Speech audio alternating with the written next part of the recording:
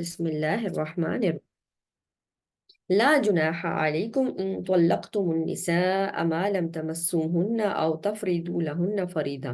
تم پر کوئی گناہ نہیں اگر تم عورتوں کو طلاق دے دو اس حال میں کہ تم نے انہیں ہاتھ نہ لگایا ہو، یعنی آپ نے عورت سے نکاح کیا اور نکاح کے بعد خلوت نہیں ہوئی۔ خلوت یعنی دونوں اکٹھے نہیں ہوئے، الگ یعنی پرائیویٹ جگہ پر، کسی جگہ پر بھی وہ خلوت نہیں ہوئی ہے۔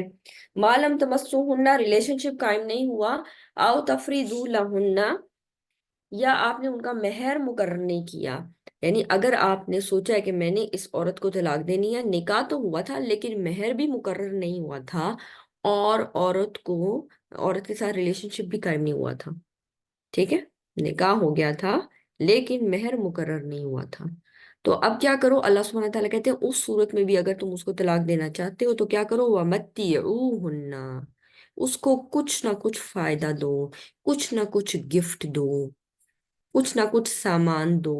علماء فرماتے ہیں چاہے کپڑوں کا جوڑا صحیح، ٹھیک ہے، اور یہ کون سا کپڑوں کا جوڑا دیا جائے گا؟ علی الموسع قدرہ، جو خوشحال شخص ہے وہ اپنی جیب کے مطابق اس کو کچھ نہ کچھ گفٹ دے، ٹھیک ہے۔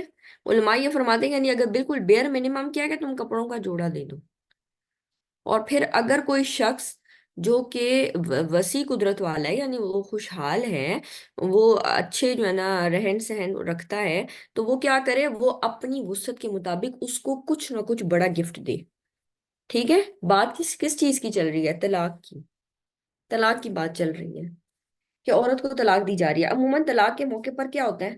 چیزیں لینے کے متعلق زیادہ انسان کی سوچ ہوتی ہے، یہ بھی لینا ہے، وہ بھی لینا ہے، یہ چیز واپس، وہ چیز واپس، اور آپس میں بدمزگیاں، اور ان دو خاندان کے پاس جب آپ جاتے ہیں تو ایک سے پوچھتے ہیں تو وہ ان کی برائیاں ختم نہیں ہو رہی ہوتی، اور اگر اس کے پاس جائیں تو وہ دوسرے والے پارٹی کی برائیاں ختم نہیں ہو رہی ہوتی۔ اللہ سبحانہ تعالیٰ یہاں پر سکھا رہے ہیں کہ طلاق کا موقع ہے، علیحدگی کا معاملہ ہے، اس کے باوجود مردوں کو بتایا جا رہا ہے کہ آپ نے ریلیشن شپ اچھا رکھنا ہے، کس اعتبار سے؟ کہ طلاق بھی دے رہے ہو اس کے باوجود کچھ نہ کچھ گفٹ دو۔ اس سے یہ پتہ چلتا ہے کہ جو نارمل حالات ہیں اس میں بھی گفٹ دینے کی کتنی اہمیت ہے نا۔ جب اللہ سبحانہ وتعالیٰ کہتے ہیں طلاق کے موقع پہ بھی چھوڑ رہے ہو تب بھی اس کو گفٹ دے کے چھوڑو۔ وَعَلَى الْمُقْتِرِ قَدَرُهُ مَتَاعًا بِالْمَعْرُوفِ، اور اگر کوئی تنگ دست ہے تو وہ اپنی حیثیت کے مطابق معروف طریقے سے ساز و سامان دے دے، یعنی کوئی گفٹ دینا چاہتا ہے وہ اپنی حیثیت کے مطابق دے۔ حقاً علی المحسنین، احسان کرنے والے شخص کے اوپر یہ حق ہے، یہ فرض ہے کہ وہ ضرور یہ کام کرے جو شخص احسان کی نیت رکھتا ہے۔ اس سے یہ پتہ چلتا ہے کہ یہ کوئی ضروری چیز نہیں ہے، لیکن اللہ سبحانہ تعالیٰ کہتے ہیں وہ لوگ جو احسان کرنے والے ہیں ان کے اوپر یہ فرض ہے، جو ذرا اچھے لیول پہ ہیں، جو یہ سمجھتے ہیں، جن کے اندر ایمان ہے، احسان کی روش اختیار کرنا چاہتے ہیں، ان کو یہ کام ضرور کرنا چاہیے۔ ہمارے بڑے ہیں وہ یہ فرماتے ہیں کہ اگر کسی سے انبن بھی ہو جاتی ہے نا تو وہ کہتے ہیں کہ آپ جب اس کے پاس سے اٹھ کے آ رہے ہو نا تو اچھے تعلقات، یعنی ایسے اٹھ کے آؤ کہ تم دوبارہ بھی اس سے مل سکو۔ تو یہاں پر آپ دیکھیں کہ تقریباً وہی والی بات کہ جب آپ اس کو چھوڑ بھی رہے ہیں تو اچھے طریقے سے چھوڑیں، اس کو گفٹ وغیرہ دے کر چھوڑیں، کیونکہ شادی کے موقع پہ تو بڑے تحفے تحائف ادھر سے ادھر ہو رہے ہوتے ہیں، یعنی ایکسچینج ہوتے ہیں تحفے تحائف۔ یہاں پر طلاق کے معاملے میں بتایا جا رہا ہے کہ اس کیس میں بھی مردوں کو کہا جا رہا ہے کہ آپ ان کو دیں گفٹ، ٹھیک ہے۔ متیعوہن، مردوں کو کہا جا رہا ہے، یہاں پر جو صیغہ استعمال ہونا ہے وہ مردوں کے لیے، کہ مردوں کو کہا جا رہا ہے آپ ضرور دیں ان کو کچھ نہ کچھ۔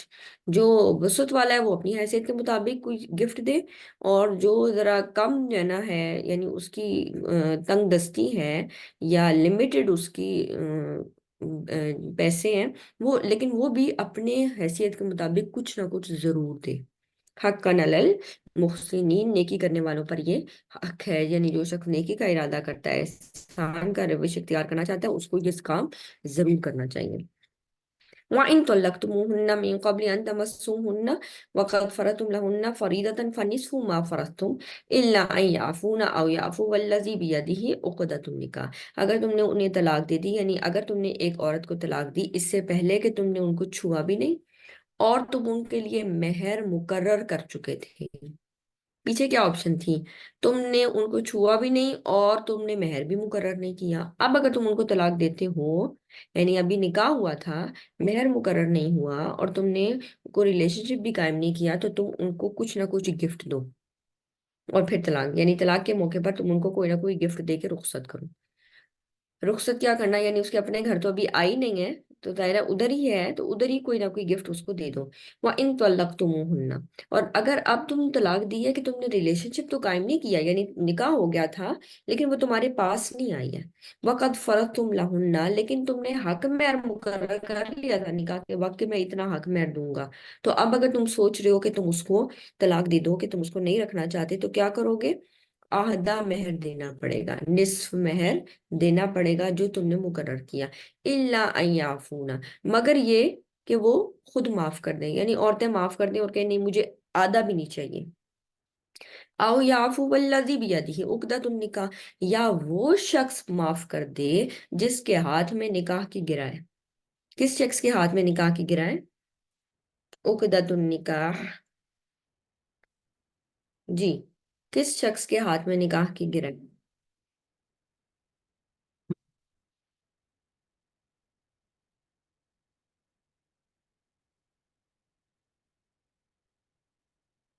ہسبینڈ کے میم ہاتھ میں. ابھی آپ نے بتایا تھا مرد کے ہاتھ میں ہے، تو مرد مرد کے ہاتھ. ٹھیک ہے، تو مرد کے وہ ہاتھ میں میم نکاح کی. کیسے معاف کر سکتے ہیں؟ ہاں، یہ میں بھی بتانے لگی ہوں کہ اللہ سبحانہ تعالیٰ، میں یہ آیات پڑھ کے سوچ رہی تھی کہ اللہ سبحانہ تعالیٰ نے کس قدر لحاظ رکھا ہے، اور ہر ہر جگہوں پر عورتوں کا کتنی رکھی ہے نا گنجائش. تو یہاں پر آپ دیکھیں، عورت کیسے معاف کرے، وہ کہ نہیں مجھے آدھا بھی نہیں چاہیے، آپ اپنے پاس رکھ لیں، مجھے نہیں چاہیے. مرد معاف کر دے، آدھا تو اس نے دینا ہی ہے، آدھا مزید بھی دے دے، یعنی پورا مہر دے دے. یہ ہوگا مرد کی طرف سے معاف کرنا. یعنی دینا تو اس نے آدھا تھا، آدھا تو دے گا ہی دے گا. تو وہ کیا کرے، اگر اس کے پاس وسعت ہے، گنجائش ہے، تو وہ پورا مہر دے دے. طلاق دے رہا ہے لیکن پورا مہر دے دے. اس طرح یہ یا عفو، وہ درگزر کا معاملہ کرے گا. اللہ سبحانہ وتعالیٰ کہتے ہیں وَأَن تَعْفُوا، اور مردوں کو کہا جا رہا ہے اگر تم معافی کا، یعنی درگزر کا معاملہ کرو، تم معاف کر دو. دینا تو تم نے آدھا ہے لیکن اگر تم پورا دے دو، اقرب للتقوی، یہ زیادہ قریب ہے تقوی کے. مردوں کو کہا جا رہا ہے، عورتوں کو نہیں کہا جا رہا کہ اگر تم معاف کر دو گی تو یہ تقوی کے زیادہ قریب ہے. اللہ تعالیٰ کہتا ہے اگر مرد تم لوگ معاف کر دو گے، یعنی پورا مہر دے دو گے، اقرب للتقوی، یہ تقوی کے زیادہ قریب ہے. یہاں سے آپ اندازہ کریں اللہ سبحانہ تعالیٰ کس طرح پروٹیکٹ کر رہے ہیں عورتوں کے رائٹس کو. وَلَا تَنْسَبُوا الْفَضْلَ بَيْنَكُمْ، اور اس معاملے میں بھی تم آپس میں فضل کرنے کو مت بھولو. فضل، فضل کیا چیز ہوتی ہے؟ ہم کہتے ہیں فضل ایکسٹرا، یعنی ایک وہ چیز ہوتی ہے جو نارمل بیہیویئر ہے، اور ایک ہوتا ہے ایکسٹرا آرڈینری بیہیویئر. فضل، زیادہ دینا. اب یعنی اس معاملے میں اچھا بیہیویئر بھی ایکسپیکٹڈ نہیں ہے. اللہ سبحانہ تعالیٰ کہتے ہیں ایکسیلنٹ بیہیویئر کا مظاہرہ کرو طلاق کے معاملے میں بھی. وَلَا تَنْسَبُوا الْفَضْلَ بَيْنَكُمْ، آپس میں فضل کو مت بھولو. آپس میں اچھے طرح سے ایک دوسرے سے جدا ہو رہے ہو تو اچھے طریقے سے جدا ہو، فضل کو مت بھولو. ان اللہ بما تعملون بصیر، تو اللہ سبحانہ تعالیٰ بے شک وہ چیز جو تم عمل کر رہے ہو اس کو دیکھنے والا ہے. یعنی یہ ساری چیزیں جو ہو رہی ہیں اللہ سبحانہ تعالیٰ اس کو دیکھنے والا ہے. آپ میں سے میرا خیال ہے حفصہ کو انٹرسٹ ہوتا ہے اللہ سبحانہ تعالیٰ کی یہاں پر کون سی صفت آ رہی ہے، تو یہاں پر نوٹ بھی کیا کریں. دیکھیں تعملون، جو تم عمل کر رہے ہو، کیونکہ یہ ساری چیز عمل سے متعلق ہے نا. نکاح کے کاغذات چاہے وہ بول کے چاہے وہ لکھ کے سائن ہو رہے ہیں، گفٹ آگے پیچھے ہو رہے ہیں، اللہ سبحانہ تعالیٰ کہتے ہیں وہ دیکھ رہا ہے بصیر. جو تم عمل کر رہے ہو وہ اس کو خوب دیکھنے والا ہے. ٹھیک ہے، اس کے پاس ساری انفارمیشن ہے، وہ اس سارے عمل کو دیکھ رہا ہے. حافظوا علی الصلوات، سب نمازوں کی حفاظت کرو، والصلاۃ الوسطی، خاص طور پر درمیانی نماز کی، وقوموا للہ قانتین، اور اللہ سبحانہ تعالیٰ کے لیے فرما بردار بن کر کھڑے ہو جاؤ. آگے آپ دیکھیں گے تو طلاق کی آیات آ رہی ہیں، پیچھے دوبارہ طلاق کی آیات گزری تھی، کہ بیچ میں نماز کا ذکر کہاں سے آ گیا. آپ دیکھیں کہ جو نکاح ہے نا، وہ کس چیز کو شو کرتا ہے؟ کنیکشن، ریلیشن شپ. وہ کنیکشن ختم ہو رہا ہے. اللہ سبحانہ تعالیٰ کہتے ہیں وہ ایک کنیکشن جو ختم ہو رہا ہے اس کی وجہ سے اس کنیکشن کو مت بھولو. حافظو، حفاظت کرو نمازوں کی، اللہ کے ساتھ کنیکشن کو باقی رکھو. کتنے لوگ ہیں جو کہتے ہیں کہ ہاں جی ہم نے یہ جو طلاق کا معاملہ ہو رہا تھا تو کہتے ہیں ہم تو پڑھ ہی نہیں، بھول ہی گئے. یا اس طرف تو دھیان ہی نہیں گیا۔ اللہ سبحانہ تعالیٰ کے ساتھ کنیکشن نماز کے ذریعے اور قرآن کے ذریعے بھی ہوتا ہے۔ تو کتنے لوگ ہیں جو قرآن کی طرف بھی آتے ہیں اور یہ دیکھتے ہیں کہ اگر مجھے یہ والا معاملہ کرنا ہے تو مجھے کیا کرنا چاہیے۔ طلاق کے بارے میں اللہ سبحانہ تعالیٰ اتنی کلیئر ورسز بتا رہے ہیں کہ چاہیے۔ اور انسان یعنی آج کل معاملہ یہ ہوتا ہے کہ ہم کہتے ہیں بیئر منیمم، بس بیئر منیمم، اور مردوں کو خصوصاً تاکید کی جا رہی ہے کہ تم لوگ احسان کا معاملہ کرو۔ حافظوا علی الصلوات، حفاظت کرو نمازوں کی۔ اگر وہ ریلیشن شپ جا رہا ہے تو وہ تو جا ہی رہا ہے، لیکن اللہ سبحانہ تعالیٰ کے ساتھ اپنے ریلیشن شپ کو مضبوط رکھو۔ خصوصاً کس نماز کی فکر کرو؟ صلاۃ الوسطی، درمیانی نماز کی۔ اس کے فقہا دو مطلب بیان کرتے ہیں۔ یہ صلاۃ الوسطی سے کیا مراد ہے؟ پہلی چیز مراد ہے وہ نماز جو وسط میں آتی ہے، فجر ظہر ایک طرف، مغرب عشاء ایک طرف، درمیانی نماز ہے عصر کی۔ علماء فرماتے ہیں کہ عصر کی نماز اس لیے کیونکہ اس وقت بزنس کلوز ہو رہے ہوتے ہیں، دن کا اختتام ہو رہا ہوتا ہے، تو کیا ہوتا ہے یہ ٹائم بڑا بزی چل رہا ہوتا ہے۔ آپ دیکھتے ہیں عصر کا وقت کیا ہوتا ہے، آفیسز میں چھٹی ہو رہی ہے، رش کافی زیادہ بنا ہوتا ہے۔ ان حالات میں اللہ سبحانہ وتعالیٰ کہتے ہیں خصوصی اہتمام ہونا چاہیے کہ عصر کی نماز مس نہ ہو، ٹھیک ہے؟ وصلاۃ الوسطی، خصوصاً اہتمام کرو صلاۃ وسطی کا۔ اس کا دوسرا معنی وہ بھی بڑا خوبصورت ہے، اور وہ کہتے ہیں اس کنیکشن کی فکر کرو۔ صلاۃ الوسطی مطلب نماز کے وسط میں، یعنی نماز پڑھنے کے دوران اس کنیکشن کی فکر کرو کہ تمہاری اللہ سبحانہ تعالیٰ کے ساتھ بانڈنگ ہو۔ یعنی کہ اتنی بے دہانی میں، اتنی غفلت میں نماز پڑھی ہے کہ پتہ ہی نہیں میں نے کیا پڑھا ہے اور کیا نہیں پڑھا۔ وَقُومُوا لِلَّهِ قَانِتِينَ، اللہ کے لیے فرما بردار بن کر کھڑے ہو جاؤ۔ تو یہ جو قانتین ہے نا، جھکنا، فرما برداری، یہ اللہ سبحانہ تعالیٰ مجھے کیا فرما رہے ہیں؟ فرما برداری یہی ہے نا کہ میں فالو کروں انسٹرکشنز کو۔ جب مجھے پتہ ہی نہیں کہ اللہ سبحانہ تعالیٰ مجھ سے کیا فالو کروانا چاہتے ہیں، کون سی انسٹرکشنز ہیں جو مجھے فالو کرنی ہے، میرا دھیان ہی نہیں ہے، تو میں فرما بردار کیسے بنوں گی؟ میں پڑھ تو رہی ہوں آیات، لیکن مجھے مطلب ہی نہیں آ رہا، میرا کنیکشن ہی ڈیولپ نہیں ہو رہا، تو پھر میں فرما بردار کیسے بنوں گی؟ اللہ سبحانہ وتعالیٰ کہتے ہیں نمازیں ایسے پڑھو کہ تم وقوموا للہ قانتین، اللہ کے لیے فرما بردار بن کر کھڑے ہو جاؤ۔ فائن خفتم، پھر اگر تمہیں خوف ہو، ٹھیک ہے، خوف ہے، فرجالن تو پیدل، اور رکمانن یا سوار ہو کر پڑھ لو۔ یعنی اگر خوف کی حالت ہے، نماز خوف، یعنی آپ کو نا اس میں صلاۃ الخوف کے اوپر ایک پورا باب ملتا ہے احادیث کی کتابوں میں کہ صلاۃ الخوف کو کیسے پڑھا جائے گا۔ فائن خفتم، اگر تم خوف کی حالت میں ہو تو چلو پیدل ہی صحیح، یا سوار ہو تو اس صورت میں بھی نماز پڑھ لو۔ فائزہ امن تم، پھر جب تم امن کی حالت میں آ جاؤ، فذکروا اللہ تو اللہ کا ذکر کرو، کما علمکم ما لم تکونوا تعلمون، جیسا کہ اس نے تمہیں سکھایا ہے تو جو تم نہیں جانتے تھے۔ اللہ کا ذکر ایسے کرو جیسا اس نے تمہیں سکھایا ہے، اللہ کو ایسے یاد کرو جیسے اس نے تمہیں سکھایا ہے۔ علماء فرماتے ہیں کہ جب ہم اللہ سبحانہ تعالیٰ کے ذکر، اللہ سبحانہ تعالیٰ کی یاد ان طریقوں پر نہیں کرتے نا جیسے اللہ نے سکھائی ہیں، جب ہم سنتیں چھوڑ دیتے ہیں تو پھر ہم بدعات کی طرف لگ جاتے ہیں۔ کیوں؟ کیونکہ وہ اندر اسپریچول گیپ پیدا ہو جاتا ہے۔ اس گیپ کو فل کرنے کے لیے پھر ہم ایسے طریقے نکالتے ہیں کہ یہ بھی اللہ کو یاد کرنے کا طریقہ ہے اور یہ بھی ہے، حالانکہ احادیث میں اس کی کوئی دلیل نہیں ملتی، لیکن ہم نا اپنے آپ کے جو اسپریچول وائڈ، وہ جو ایک گیپ کریٹ ہوا تھا نا، اس کو فل کرنا چاہتے ہیں۔ تو اللہ سبحانہ تعالیٰ کہتے ہیں ایسے اللہ کو یاد کرو جیسے اس نے تمہیں سکھایا ہے، جو میں نے تمہیں بتایا ہے ویسے تم کرو۔ ما لم تکونوا تعلمون، جو اس سے پہلے تم جانتے نہیں تھے۔ تو خوف کی حالت میں بھی نماز نہیں چھوڑ سکتے۔ اس میں ایک اور بات بھی پتہ چلتی ہے، اللہ سبحانہ تعالیٰ کہہ رہے ہیں یعنی پیدل ہو تم لیکن خوف کی حالت میں کھڑے ہوئے ہو تب بھی نماز پڑھو، سوار ہو، سواری تو چل رہی ہے لیکن حتی الامکان یہ کوشش ہو کہ اس کو قبلہ رخ رکھا جائے اور وہ پھر نماز پڑھ لی جائے۔ ہاں اگر آپ ٹریول کریں یعنی چل رہے ہیں، آپ پیدل تو ہیں لیکن اگر آپ چل رہے ہیں تو چلتے چلتے نماز بھی پڑھیں گے۔ آپ سواری کے اوپر بیٹھے ہیں، سواری چل رہی ہے، وہ آپ پڑھ سکتے ہیں، لیکن اگر آپ خود چل رہے ہیں نا تو تب آپ فرض اس طرح ادا نہیں کر سکتے کہ آپ پیدل ہیں، آپ چل رہے ہیں تو اس حالت میں آپ نماز نہیں پڑھیں گے، ٹھیک ہے؟ اس صورت میں آپ کو ڈیلے کرنی پڑے گی، جب آپ ایسی جگہ پر پہنچ جائیں گے جہاں پر امن ہے یا آپ رک گئے ہیں تب آپ نماز پڑھیں گے۔ والذین، اس سے یہ بھی پتہ چلتا ہے کہ میدان جنگ میں اگر آپ موجود ہیں اور سامنے آپ کے دشمن موجود ہے اور آپ کی ان سے لڑائی چل رہی ہے اور آپ تلوار یعنی نیزہ بازی ہے جو بھی آج کل کے جیسے زمانے میں آپ فرنٹ لائن پہ ان کے ساتھ کر رہے ہیں، مسلسل لڑائی کر رہے ہیں، تو اس صورت میں کیا ہوگا؟ کہ آپ اس صورت میں نماز نہیں پڑھیں گے. ہاں الگ ہو کر، یعنی اگر کوئی فوج کا ایک حصہ ابھی پیچھے ہے تو وہ الگ اپنی جماعت کرا سکتے ہیں.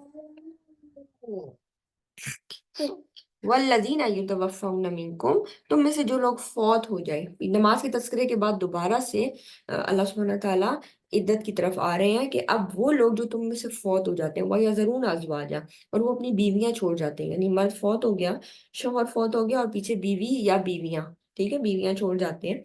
وَصِيَّةً لِأَزْوَاجِهِمْ مَتَاعًا إِلَى الْحَوْلِ غَيْرَ إِخْرَاجٍ، ان پر لازم ہے کہ وہ اپنی بیویوں کے لیے 1 سال تک سامان دینے اور انہیں نہ نکالنے کی وصیت کرتے جائیں. یہاں پر والذین یتوفون، جو لوگ فوت ہو جائیں، ذرا جو بندہ فوت ہو جائے گا وہ کہاں سے وصیت کرے گا؟ تو اس سے مراد یہ ہے کہ جو فوت ہونے کے قریب ہے، یعنی اتنا بیمار ہے کہ اس کو پتا ہے میں بچوں گا نہیں، میں مر جاؤں گا، تو اس کو چاہیے کہ وہ اپنی بیوی کے حق میں وصیت کرے. اب یہ جو آیت ہے نا، یہ ہے منسوخ، ٹھیک ہے. اللہ سبحانہ تعالیٰ نے، یہ تب کی بات ہے جب عدت اللہ سبحانہ تعالیٰ نے مقرر نہیں کی تھی، ٹھیک ہے. اب اللہ سبحانہ تعالیٰ نے قرآن میں ہی عدت مقرر کر دی کہ وہ لوگ جن کے شوہر فوت ہو جاتے ہیں ان کی عدت کتنی ہے؟ 4 ماہ 10 دن. اور یہ تب کی بات ہے جب عدت یعنی نہیں تھی، مقرر نہیں کی تھی، تو اس وقت زمانے جاہلیت میں عورت کی عدت ہوتی تھی 1 سال، ٹھیک ہے، 1 سال عدت ہوتی تھی. تو اس صورت میں اللہ سبحانہ تعالیٰ اسی کے اوپر بات کر رہے ہیں کہ جب تم میں سے لوگ فوت ہو جائیں، بیویاں چھوڑ جائیں، تو وہ اپنی بیویوں کے لیے 1 سال تک یعنی کھانے پینے کا سامان اور انہیں نہ نکالنے کی وصیت کریں، یعنی ان کا پوری طرح خیال رکھیں گے. تو اس کتاب کو پڑھتے ہوئے لگتا ہے نا، خصوصاً ایسی چیزیں جس میں عورت کے لیے اللہ سبحانہ تعالیٰ نے کس قدر پروٹیکشن دی ہے. شوہر فوت ہو گیا تو یہ نہیں کہ اس کو فوراً باہر نکال دو. شوہر فوت ہو گیا، اس عورت کو 1 سال تک گھر پہ رکھو، شوہر کے گھر پہ رکھو، اس کو نہ نکالو وہاں سے، اور اس کا 1 سال تک کھانے پینے کی مہیا کرو. لیکن یہ تب کی بات ہے جب وہ عدت کے ٹائم نہیں آیا تھا. اب کیا ہوگا جب وہ شوہر فوت ہو جاتا ہے تو وہ شوہر ہی کے گھر عدت گزارے گی. وہ عورت شوہر کے گھر ہی عدت گزارے گی، وہ اپنے والدین کے گھر نہیں چلی جائے گی کہ میرا شوہر فوت ہو گیا. وہ اپنے شوہر، جہاں اس کے شوہر نے اس کو رکھا تھا، وہاں وہ عدت گزارے گی 4 ماہ 10 دن، اور اس کے بعد میں آ جائے گی. جب عدت ختم ہوگی تو وہ نکل کے جہاں جانا چاہیے اپنے بارے میں جو فیصلہ کرنا چاہیے، جیسے آگے آ رہا ہے. فائن خرجنا، پھر اگر وہ نکل جائیں، یعنی 1 سال سے پہلے وہ نکلنا چاہتی ہیں، فلا جناح علیکم فیما فعلنا فی انفسہن من معروف، تو جو کچھ وہ اپنے بارے میں معروف طریقے سے کریں تو وہ اپنے بارے میں اختیار رکھتی ہیں، ان پر کچھ گناہ نہیں ہے.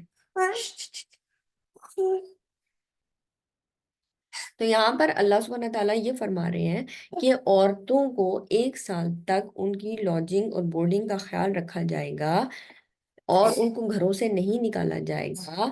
پھر اگر وہ خود نکلنا چاہیں، یعنی 1 سال کے لیے تم ان کو رہنے دو، پھر اگر وہ خود نکلنا چاہتی ہیں تو ان پر کوئی گناہ نہیں ہے. وہ عدت کا پیریڈ اگر گزار لیتی ہیں اور وہ خود نکلنا چاہتی ہیں تو ان پر کوئی گناہ نہیں ہے کہ وہ اپنے بارے میں کوئی بھی فیصلہ کریں. فیصلہ کرنے سے کیا مراد ہے؟ وہ کہیں اور نکاح کرنا چاہیں عدت گزارنے کے بعد تو وہ کر سکتی ہیں. واللہ عزیز الحکیم، اللہ سبحانہ تعالیٰ سب پر غالب، کمال حکمت والا ہے.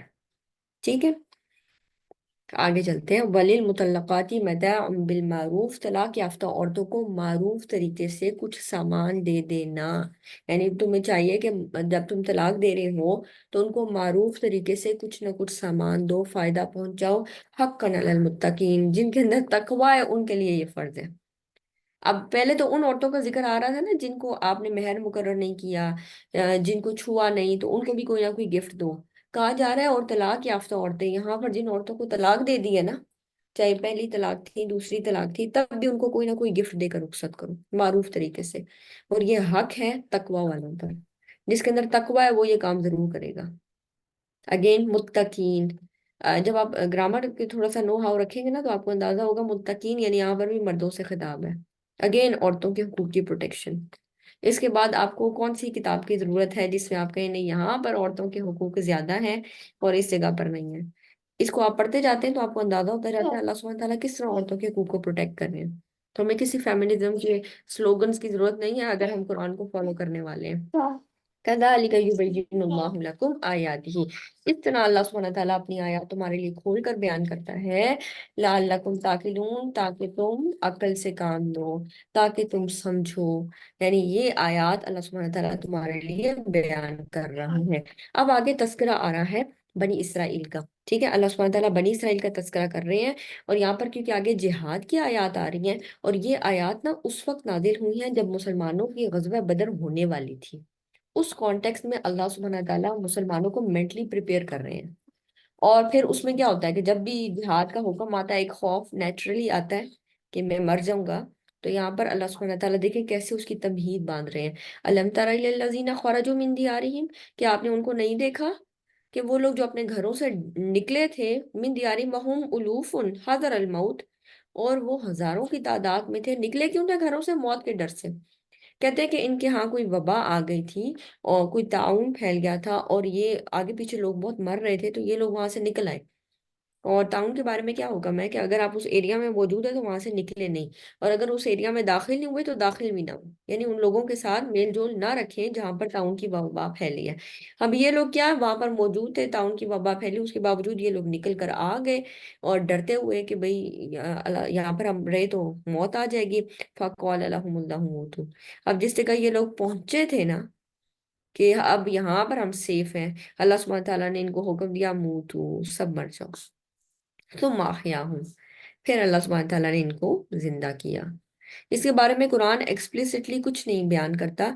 इसराइली रिवायत यानी बाइबल में हमें मिलता है कि हजरत हिस्कील अलैहिस्सलाम, ठीक है, हिस्कील अलैहिस्सलाम, वो आते हैं और गुजरते हैं ऐसी जगह पर जहां पर इतनी हजारों की तादाद में लोग मरे हुए थे, और वो अल्लाह ताला से दुआ करते हैं तो अल्लाह सुब्हानहू व तआला इन लोगों को दोबारा जिंदा कर देते हैं। तो यहाँ पर अल्लाह सुब्हानहू व तआला ये माइंड में बिठा रहे हैं कि मौत तब नहीं आती जब तुम मैदान जंग में जाओगे, बल्कि मौत तब आती है जब तुम्हारी मौत का वक्त लिखा होता है, चाहे तुम किसी सेफ जगह पर भी हो।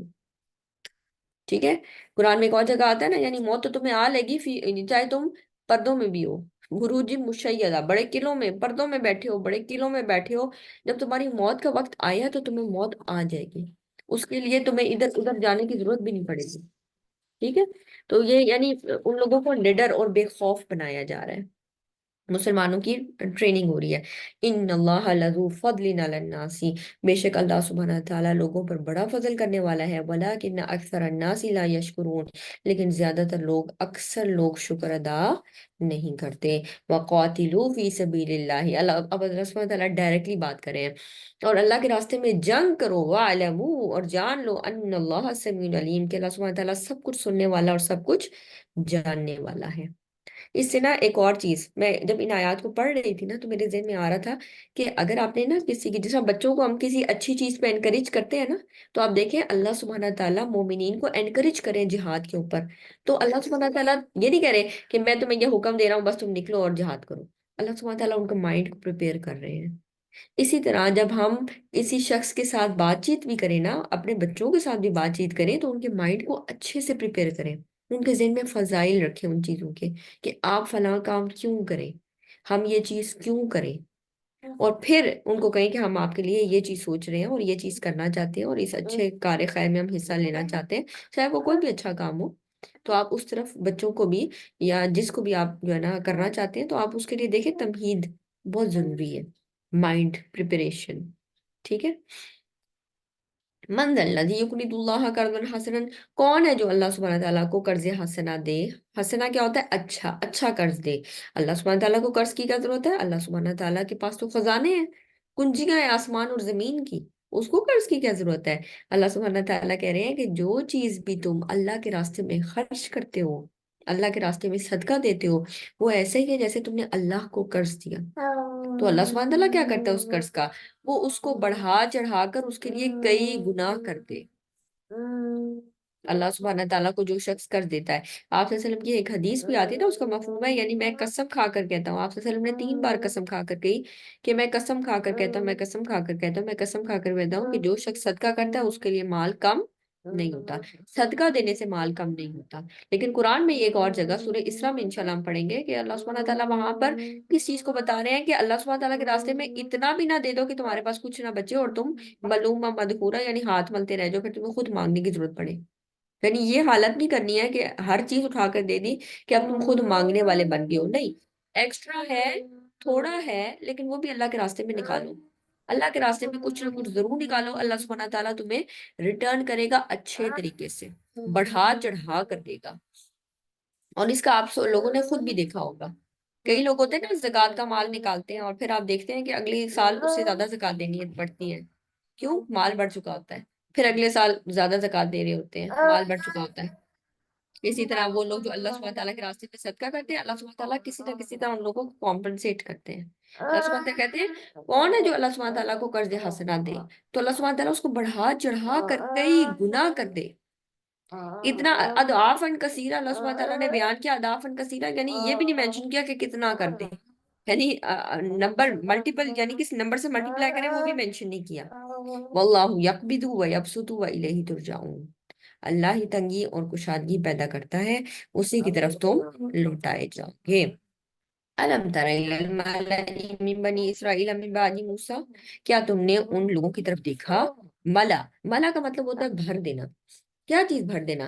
جب بادشاہ موجود ہوتا ہے نا، ٹھیک ہے، تو کیا ہوتا ہے کہ جو چیف، جو قبیلے کے بڑے سردار لوگ ہیں نا، وہ مل کر بیٹھتے ہیں اور فیصلے وغیرہ کرتے ہیں، تو جب بادشاہ موجود ہوتا ہے تو اس کے گرد جو عام رعایا ہے نا وہ کم ہوتی ہے، اور جو مشیر وغیرہ وہ زیادہ ہوتے ہیں۔ جیسے آج کل اگر آپ دیکھ لیں تو وزیر اعظم کے گرد اس کے سیکٹریز اور اس کی جو کیبنٹ ہے نا، وہ لوگ ہیں جو اس کو مشورہ دیتے ہیں، وہ اس کی مالا ہیں، ٹھیک ہے۔ تو علم ترى الى الملأ من بنی اسرائیل من بعد موسیٰ، موسیٰ علیہ السلام کے بعد کیا ہوا؟ اللہ سبحانہ وتعالیٰ کہتے ہیں کیا تم نے ان سرداروں کی طرف دیکھا جو بنی اسرائیل میں تھے؟ اذ قالوا للنبی اللہم ابعث لنا، جب انہوں نے اپنے نبی سے کہا تھا کہ یعنی آپ کیا کریں، ہمارے لیے مقرر کریں، ابعث اپوائنٹ کر دیں، لانا ہمارے لیے، ملک نقاتل فی سبیل اللہ، ایک بادشاہ، کہ ہم اس بادشاہ کی انڈر لڑائی کریں اللہ کے راستے میں۔ اب یہ کیا ہے، یہاں پر موسیٰ علیہ السلام نے جب ان سے کہا تھا کہ تم عمالقوں سے لڑو تو اور فلسطین فتح ہو جائے گا، لیکن ان لوگوں نے لڑنے سے انکار کر دیا، اور کیا بولا؟ ایکسپلیسٹلی بولا تم اور تمہارا خدا جا کے لڑو، ہم تو یہاں بیٹھے ہیں، انہا ہنا قائدون، ہم تو یہاں بیٹھے ہیں، تم اور تمہارا خدا جا کے لڑو، جاؤ موسیٰ۔ اب اس وجہ سے اللہ سبحانہ تعالیٰ نے ان کے اوپر فلسطین کی زمین کو حرام کر دیا، اور یہ 40 سال تک اسی زمین پر گزر بسر کرتے رہے، ادھر ہی بھٹکتے رہے۔ تو اب جب اگلی جنریشن آئی نا، من بعد موسیٰ، یعنی موسیٰ علیہ السلام کے جانے کے بعد وہ جنریشن ختم ہو گئی، اگلی جنریشن آئی، اب ان کو معلوم تھا کہ ان کے ساتھ کیا ہوا ہے، تو اب ان کے اندر نا وہ خون جوش مار رہا تھا کہ نہیں، ہمیں اپنے جو لینڈ ہے اس میں واپس جانا ہے۔ تو وہ نبی کے پاس آئے اور آ کر کہنے لگے کہ آپ ہمارے لیے کسی کو مقرر کریں، یعنی آپ سمجھ لیں کسی کو آرمی چیف مقرر کریں، ہم اس کے انڈر لڑیں گے اللہ تعالیٰ کے راستے میں، یعنی ہم اپنی زمین کو فتح کرائیں گے، آزاد کروائیں گے۔ قَالَ هَلْ عَصَيْتُمْ، پیغمبر نے جب ان لوگوں کی یہ بات سنی تو کہنے لگے کہ هَلْ عَصَيْتُمْ، ہو سکتا ہے، ان کتب علیکم القتال، کہ تم پر جب جہاد کو فرض کیا جائے، اللہ تو قاتلو، تو تم نہ لڑو، یعنی تمہاری ہسٹری یہ ہے۔ تو پیغمبر نے ان کو بتایا تمہاری تو یہ ہسٹری ہوتی ہے، تم لوگ باتیں تو بہت کرتے ہو، ہاں جی ہم یہ کریں گے، ہم وہ کریں گے، اب ہمیں یہ کرنا چاہیے، اب ہمیں وہ کرنا چاہیے، اور جب کرنے کا ٹائم آتا ہے تو تم لوگ موجود نہیں ہوتے۔ تو قالا حل عصیتم، ہو سکتا ہے، بڑی تمہاری سے یہ چیز بڑی یعنی قریب ہے، ان کتب علیکم القتال، کہ اگر تم پر جہاد کو فرض کر دیا گیا، اللہ تو قاتلو، تو تم نہ لڑو، یعنی ایسا ہو سکتا ہے، ابھی تو تم مانگ رہے ہو، اللہ سبحانہ تعالیٰ نے اگر فرض کر دیا جہاد تو تم نہیں لڑو گے۔ قالوا وما لنا الا نقاتل فی سبیل اللہ، انہوں نے کہا ہم کیوں نہیں لڑیں گے، یہ آپ نے کیسے سوچ لیا، ہم کیسے نہیں لڑیں گے؟ وَقَدْ أُخْرِجْنَا مِنْ دِيَارِنَا وَأَبْنَائِنَا، حالانکہ وہ جو دوسری ظالم قوم ہے انہوں نے ہم سے ہمارے گھر چھین لیے، ہمارے بیٹے چھین لیے۔ فَلَمَّا كُتِبَ عَلَيْهِمُ الْقِتَالُ تَوَلَّوْا إِلَّا قَلِيلًا مِّنْهُمْ، اللہ سبحانہ تعالیٰ کہتے ہیں جب ان کے اوپر قتال فرض ہوا، لڑنا فرض ہوا، تو ان میں سے زیادہ تر لوگ پھر گئے، إِلَّا قَلِيلًا مِّنْهُمْ، مگر بہت تھوڑے ان میں سے جو نہیں پھرے تھے۔ وَاللَّهُ عَلِيمٌ بِالظَّالِمِينَ، اللہ سبحانہ تعالیٰ ظالموں کو خوب جاننے والا ہے۔ وَقَالَ لَهُمْ نَبِيُّهُمْ، اب انہوں نے ان کے لیے ان کے نبی نے کہا इन अल्लाह, बेशक अल्लाह सुब्हाना ताला ने बास अलकुम, अपॉइंट किया है तुम्हारे लिए तालूत मलिका, तालूत को बादशाह। तालूत कौन थे? तालूत जिस्मानी लिहाज से बहुत ज्यादा कवी थे, मजबूत थे, इल्म भी बहुत ज्यादा रखते थे। उनको बहुत ज्यादा काबिलियत थी किसमें? जंगे लड़ने में। यानी बहुत ही जबरदस्त जो है ना उनकी बॉडी थी, फिजिक थी, इल्म भी बहुत अच्छा था। और वो इसकी यानी इस पोस्ट के लिए वो बेस्ट थे। अल्लाह सुब्हाना ताला ने उनको चुना, तालूत को। लेकिन वो थे क्या, कोई बहुत ज्यादा अमीर नहीं थे, बल्कि वो जो तालूत थे वो एक कई जगहों पर आता है चरवाहे थे, और कई जगहों पर आता है कि वो दबागत का काम करते थे। दबागत क्या होता है? ये टैनिंग का, ये जो नहीं खालों को, चमड़े को रंगने का काम। ठीक है, तो वो ये काम करते थे दबागत का। तालूत मलिका, तो वो कहते हैं कि अल्लाह सुब्हान ताला ने तुम्हारे लिए अपॉइंट किया तालूत को बादशाह। अब इन्होंने मांगा था ना किसी को हमारे ऊपर मुकर्रर करें, हम लड़ेंगे। अल्लाह सुब्हान ताला ने तालूत को बादशाह मुकर्रर किया। कौलू अन्ना यकूनु लहुल मुल्कु अलैना, उन्होंने कहा उसको कहाँ से बादशाहत मिल गई? पैगंबर क्या कह रहे हैं? अल्लाह ने तुम्हारे लिए चूज किया है। वो ये नहीं कह रहे मैंने चूज किया, कह रहे हैं अल्लाह ने तुम्हारे लिए चूज किया है। और उनका आगे से तरीकाकार देखे, कहते हैं उसके ऊपर, उसकी कहाँ से बादशाहत होगी हमारे ऊपर? वनहनु अहक्कु बिल मुल्की मिन्हु, हम ज्यादा हकदार हैं बादशाहत के, हम में से किसी को बादशाहत मिलनी चाहिए थी, हम जरा अमीर कबीर तबके से ताल्लुक रखते हैं। वलम यूता साअतम मिनल माल, उसके पास इतनी मालो दौलत भी नहीं है, वो तो इतनी वसअत वाला भी नहीं है, वो कहाँ से चूज कर लिया? क़ाला इन्नल्लाह अस्तफ़ाहु अलैकुम, उन्होंने फरमाया पैगंबर ने, बेशक अल्लाह सुब्हानहू व तआला ने उसको तुम्हारे ऊपर चुना है। वज़ादहू, अब वो क्या कह रहे थे? उनका क्राइटेरिया था बादशाहत का जिसके पास माल हो। अल्लाह सुब्हानहू व तआला क्राइटेरिया बता रहे हैं पैगंबर के जरिए। वज़ादहू, वो ज्यादा है, बस्ततहू फिल इल्मी वल जिस्म, इल्म में और फिजिकल अपीयरेंस में वो तुम्हारे से ज्यादा है। तो ये क्राइटेरिया चाहिए था। हर चीज के लिए ना एक क्राइटेरिया होता है, तो ये जॉब के लिए ये क्राइटेरिया चाहिए था। उनके नजदीक क्राइटेरिया क्या था? माल और किसी अच्छे पोस्ट पे होना। अल्लाह सुब्हानहू ताला यहाँ पर क्राइटेरिया बता रहे हैं कि जिस पोस्ट पे तुम्हें जो बंदा चाहिए उसके लिए माल की जरूरत नहीं है, उसके लिए इल्म की और फिजिकल यानी जिस्म, अच्छा जिस्म और माल की जरूरत है। वल्लाहु युती मुल्कहु मन यशा, अल्लाह सुब्हानहू ताला जिसको चाहता है बादशाहत देता है। वल्लाहु वासिउन अलीम, अल्लाह सुब्हानहू ताला वसअत वाला भी है और इल्म वाला भी है। ऊपर देखें बास है, अपॉइंट करना। यहाँ पर अल्लाह सुब्हानहू ताला कहते हैं उसने चुन लिया तुम्हारे लिए। एक और जगह पर आएगा ना इज्तबा, ये सारे ना चुनने के मानों में आते हैं।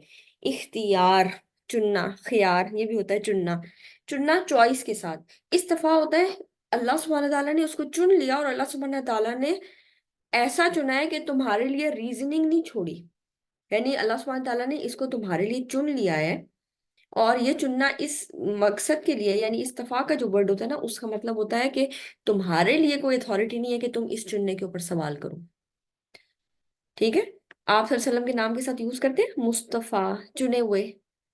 किसी और शख्स के पास ये अथॉरिटी नहीं है। अल्लाह आपने आप सल्लल्लाहु अलैहि वसल्लम को, हजरत मोहम्मद सल्लल्लाहु अलैहि वसल्लम को क्यों चुना, किसी और को क्यों नहीं चुना? No one has that authority. अल्लाह सुब्हानहू ताला ने चुनना था, चुन लिया। इन्नल्लाह अस्तफाहु अलैकुम, अल्लाह ने उसको तुम्हारे ऊपर चुना है। वज़ादहु बस्ततम फिल इल्मी वल जिस्म, और वो ज्यादा है तुम्हारे, यानी उसके पास वसी है इल्म भी और जिस्म भी, यानी उसके अच्छी डेल डोल का मालिक है। वो इस पोस्ट के लिए परफेक्ट है। वल्लाहु युती मुल्कहु मन यशा, अल्लाह सुब्हानहू ताला जिसको चाहता है देता है बादशाहत। वल्लाहु वासिउन अलीम, और वो वसअत वाला भी है और जानने वाला भी है, उसको मालूम है कि किसको क्या चीज देनी है। वक़ाल लहुम नबिय्युहुम इन्ना आयत मुल्किही, अब उनसे ना बड़े तरद्दुद में थे कि हम इसको कैसे बादशाह मुकर्रर करें। उनके नबी ने उनसे कहा इन्ना आयत मुल्की, उसकी बादशाहत की निशानी ये है कि अन यातियाकुमुत ताबूतु फीही सकीना तुम मिर रब्बिकुम, कि तुम्हारे पास वो संदूक आ जाएगा जिसमें तुम्हारे रब की तरफ से सकीनत होगी। संदूक, सकीनत, इसका आपस में क्या रिलेशनशिप है? ताबूत आप जानते हैं ना, चेस्ट जो लकड़ी का बड़ा बॉक्स होता है, ताबूत। ठीक है, वो कॉफिन जैसे जहाँ पर मुर्दों को डाला जाता है, अमूमन लोग कॉफिन में डाल के दफनाते हैं, क्रिश्चियंस में आप लोग देखते होंगे इसको। तो यहाँ पर ये एक ताबूत था, यानी एक चेस्ट बॉक्स था बड़ा सा। उसके अंदर क्या मौजूद था? उसके अंदर ہاں جی، اس کے اندر موجود تھا سلیمان علیہ السلام کی کچھ چیزیں، ان کی کچھ رنگز موجود تھی، اسی طرح حضرت موسیٰ علیہ السلام کا عصا موجود تھا، ان تورات کی کچھ تختیاں موجود تھی، حضرت ہارون علیہ السلام کا امامہ موجود تھا، یعنی ان کے اندر پیغمبروں کی کچھ چیزیں موجود تھی۔ بنی اسرائیل نا اس سے تبرک حاصل کرتے تھے، یعنی جب جنگ ہوتی تھی نا تو یہ اس کو سامنے رکھتے تھے اور پھر اس سے برکات حاصل کرتے تھے، یعنی اس کو رکھنے کی وجہ سے ہمیں اللہ سبحانہ تعالیٰ فتح نصیب کریں گے، یعنی ایک پیغمبروں کے ساتھ ایک اچھا جو ہے نا وہ شو کر رہے ہیں کہ ہم ان کے جو چیزیں ان کے عقیدت کے ساتھ رکھ رہے ہیں۔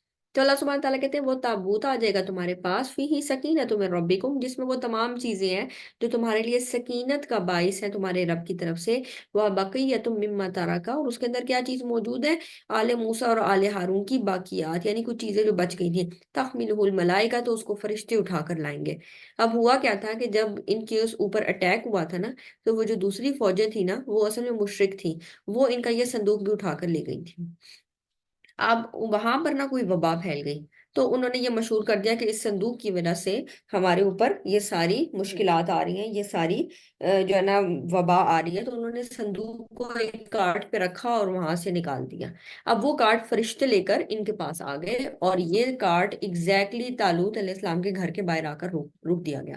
ان فی ذلک لآیۃ لکم ان کنتم مؤمنین، اس میں بلا شبہ تمہارے لیے ایک نشانی ہے اگر تم ایمان والے ہو۔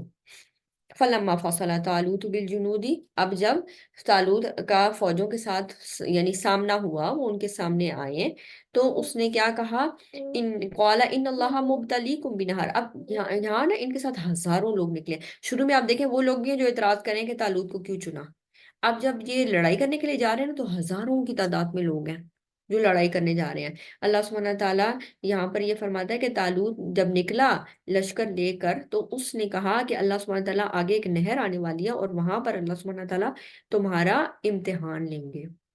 فمن شارب منہ فلیس منی، تو جو کوئی اس میں سے پی لے گا، یعنی پیٹ بھر کر شکم سیر ہو کر پیٹ بھر کر پانی پیے گا اس میں سے، تو وہ کیا ہوگا، آپ دیکھیں صحرا میں سے نکل کے جا رہے ہیں اور ٹریولنگ کے دوران پیاس بھی کتنی لگتی ہے، وہ تو ٹیسٹ کیا ہے کہ پیاس لگنے کے باوجود صرف اتنا پانی پینا ہے جس سے تمہارے منہ پہ جو ہے نا بس گیلا ہو جائے، ٹھیک ہے، پیٹ بھر کے پانی نہیں پینا۔ تو وہ کہہ رہے ہیں کہ فمن شارب منہ فلیس منی، تو جو کوئی اس میں سے پانی پی لے گا اس نہر میں سے، وہ مجھ میں سے نہیں ہوگا، میرے لشکر میں نہیں ہوگا۔ وَمَن لَّمْ يَطْعَمْهُ فَإِنَّهُ مِنِّي، اور جو کوئی اس میں سے نہیں پیے گا وہ میرے لشکر میں سے ہوگا۔ الا من اغترف غرفۃ بیدی، بس اتنا پی سکتے ہو جتنا ایک ہاتھ میں آتا ہے، چلو میں، آپ کے چلو میں جتنا پانی آتا ہے بس اتنا آپ پی سکتے ہیں۔ فشربوا منہ، تو ان میں سے زیادہ لوگوں نے پانی پی لیا، الا قلیلا منہم، مگر بہت تھوڑے ان میں سے تھے جنہوں نے نہیں پیا اور اس بات کا پاس رکھا، انہوں نے کہا طالوت کو کیا پتہ چل رہا ہے ہم کتنا پانی پی رہے ہیں۔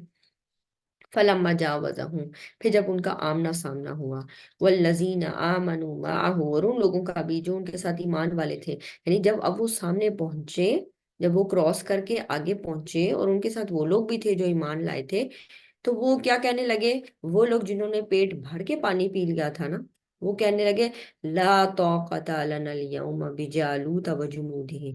امیجن کریں ذرا کہ لشکر بڑا سا سامنے آیا ہوا ہے جو ٹرپل گنا زیادہ ہے آپ سے، اور جو گرد و غبار اور وہ جو ساری چیزیں، گھوڑوں کی ٹاپ اور آرمرز اور یہ ساری چیزیں، اور پھر کبھی ہیکل ایک شخص جالوت ایک جائنٹ جس کی صرف آنکھیں نظر آ رہی ہیں، وہ پوری طرح کور ہے اور لوگوں کو پکار رہا ہے آؤ ذرا آؤ میرے ساتھ کون لڑنا چاہتا ہے۔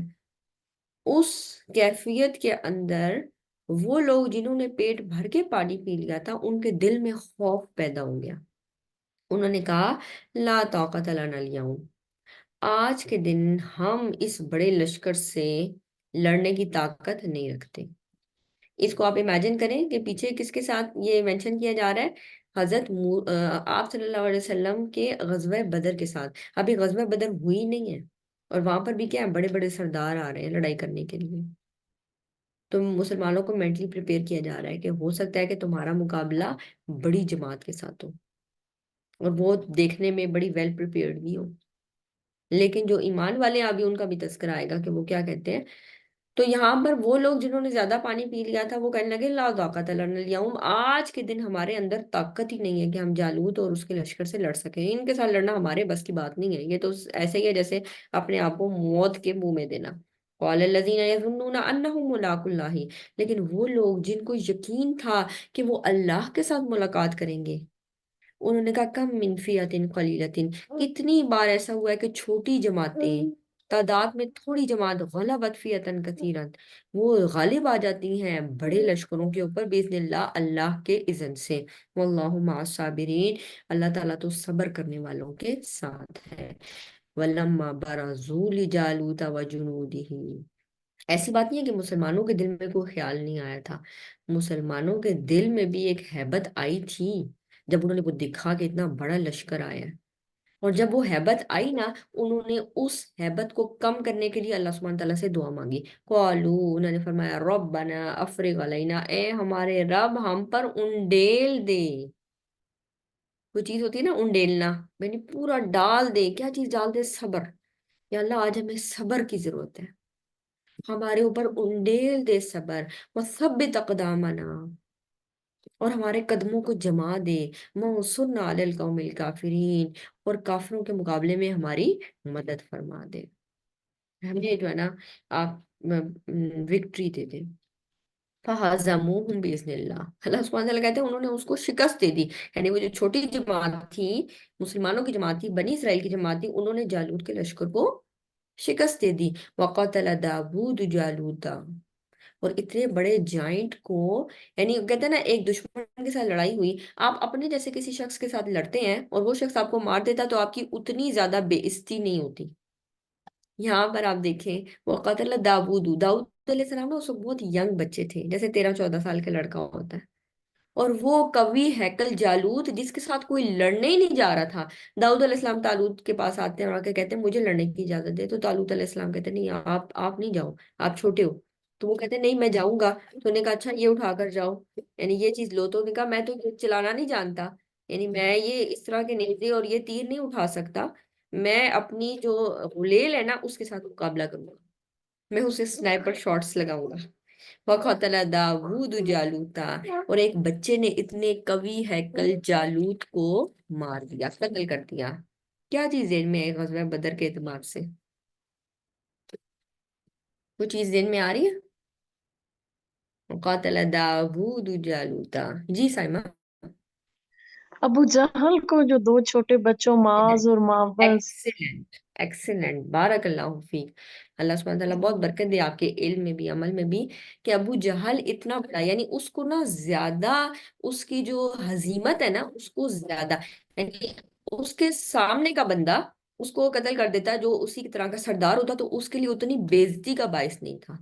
ابو جہل کو آپ کو یاد ہے کہ جب حضرت عبداللہ ابن مسعود، ٹھیک ہے، جب وہ آ کر اس کا سر کاٹنے لگتے ہیں نا، تو وہ کہتے ہیں، یعنی وہ تب بھی افسوس کر رہے ہیں، جب انہوں نے معوذ اور معاذ رضی اللہ عنہ، انہوں نے آ کر وہ اس پہ جھپٹے، اس پہ حملہ کیا اور اس کو گرایا، اور اس وقت نا اس کے اندر کچھ رمق باقی تھی، تو حضرت عبداللہ بن مسعود آتے ہیں، وہ اس کو مارنا چاہتے ہیں، تو کہتے ہیں کہ مجھے بڑا افسوس رہے گا کہ ایک چرواہا، یعنی اس کو اتنا گلٹ تھا کہ ایک چرواہا آ کے مجھے مار رہا ہے، تو کہتے ہیں کہ پھر اپنے اس گلٹ کو ختم کرنے کے لیے کہتا ہے کہ میرا نا سر ذرا نیچے سے کاٹنا، گردن سے، گردن سے تھوڑا سا نیچے سے، تاکہ میرا سر ذرا اونچا نظر آئے کہ میں سردار ہوں، اپنی اس گلٹ کو ختم کرنے کے لیے۔ وقاتل داود جالوتا، اور داؤد علیہ السلام نے اس بڑی ہیکل جائنٹ جالوت کو قتل کر دیا۔ وآتاہ اللہ الملک والحکمہ، اور اللہ سبحانہ تعالیٰ نے انہیں بادشاہت اور حکمت عطا کی۔ وعلمہ مما یشاء، اور وہ کچھ علم عطا کیا جو اللہ سبحانہ تعالیٰ نے چاہا۔ ولولا دفع اللہ الناس، اچھا اس سے پہلے نا جو نبی ہوتا تھا نا وہ بادشاہ نہیں ہوتا تھا، یہ پہلی دفعہ ایسا ہوا تھا کہ نبی بادشاہ مقرر ہوا تھا، اور وہ داؤد علیہ السلام کے بعد سٹارٹ ہوا تھا۔ اس کے بعد آپ جانتے ہیں سلیمان علیہ السلام، ان کو بھی بادشاہت بھی ملی اور وہ بادشاہ بھی تھے، سوری نبی بھی تھے، ٹھیک ہے، وہ نبی بھی تھے اور بادشاہ بھی تھے۔ اس سے پہلے آپ دیکھیں پیچھے کون تھے، پیچھے نبی تھے، اور وہ ان کے پاس جا کر کہہ رہے ہیں کہ آپ جو ہے نا اپوائنٹ کریں ہمارے لیے کوئی بادشاہ، یعنی اس سے پہلے نبی بادشاہ نہیں ہوا کرتے تھے، لیکن اس کے بعد کیا ہوا کہ جو نبی تھے وہی سپریم لیڈر بھی ہوتے تھے۔ آپ صلی اللہ علیہ وسلم کے زمانے میں دیکھیں، آپ صلی اللہ علیہ وسلم نے تمام جو جنگیں جب غزوات ہوتے تھے تو آپ صلی اللہ علیہ وسلم ان کو لے کر چلتے تھے، اور ان کے جو ہے نا سپریم ہیڈ وہی ہوتے تھے۔ اللہ سبحانہ تعالیٰ نے ان کو بادشاہت عطا کی، حکمت عطا کی، وَعَلَّمَهُم مِّمَّا يَشَاءُ، اور جو کچھ چاہا ان کو عطا کیا، خوبصورت آواز دی تھی، وہ خوبصورت آواز میں زبور پڑھا کرتے تھے، اور ان کے ساتھ پہاڑ اور پرندے اور یہ چیزیں بھی پڑھا کرتے تھے۔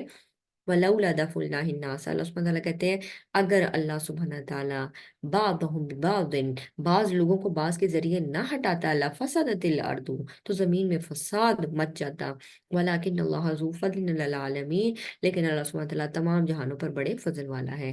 ایک قوم آتی ہے، وہ اٹیک کرتی ہے دوسرے کے اوپر، اور وہ اللہ سبحانہ تعالیٰ اس کو وکٹری دے دیتی ہے، اور پھر کیا ہوتا ہے، وہ وکٹوریس ہو کے پھیلتی ہے، اور اس کے بعد اس کے اندر کرپشن آ جاتی ہے، ظاہر ہوتی ہے، اور اس کے بعد ان کے اندر ایسی عادات آ جاتی ہیں، پھر کوئی اور قوم آتی ہے، وہ ان کے اوپر اٹیک کرتی ہے، اب وہ جو پہلی والی قوم ہے وہ شکست کھا جاتی ہے اور دوسری قوم آ جاتی ہے۔